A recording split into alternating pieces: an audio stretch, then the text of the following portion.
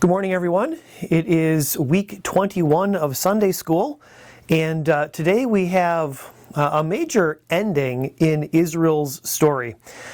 Today, the story of the southern kingdom, Judah, comes to an end of one of its major parts because we come to the exile. So, last week and this week, we've heard about a king named Hezekiah. And Hezekiah is maybe the second best king that Israel ever has after David. Now remember though, when we talk about good king, bad king in Israel, what we really mean is faithful to the Lord or idolatrous and unfaithful to the Lord. So, Hezekiah is a very faithful king, and he reigns for a long time. But the thing is, his son, he only gets one paragraph in your reading, and his name is never mentioned. His name is Manasseh. He reigns for almost 60 years, and he is a very bad king.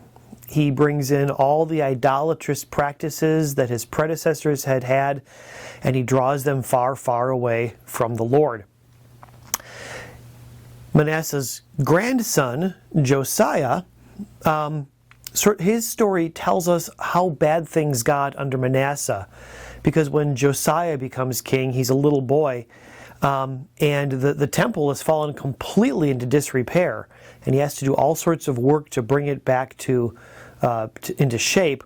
And they discover what they call the Book of the Law. We don't know what that is exactly, but it could be the books of Exodus, Leviticus, Numbers, and Deuteronomy. They were so unfaithful for the previous 60 years, they lost the Bible, basically. So, what do we see happening here is good king, bad king, good king, bad king. And eventually, the Lord becomes, he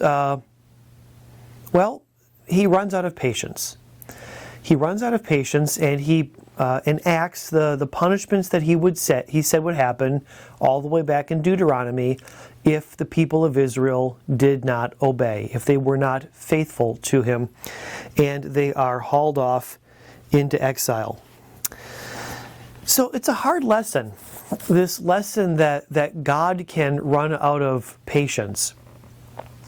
God will eventually punish. This includes us. If we keep on turning away from him, we run the risk of falling out of his good favor.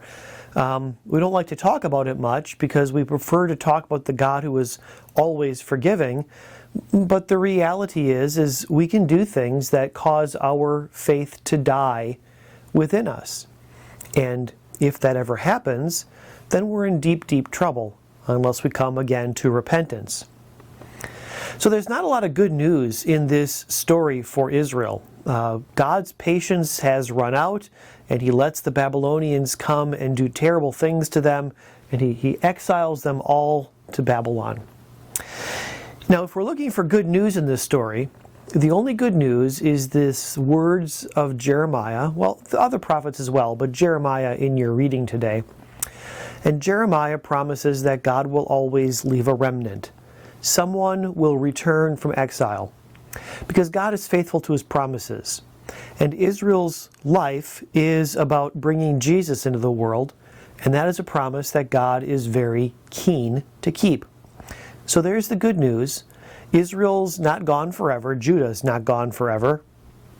A remnant will come back, and God's promise will continue to grow.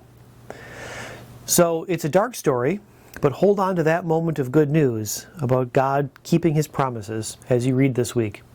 I'll see you next weekend.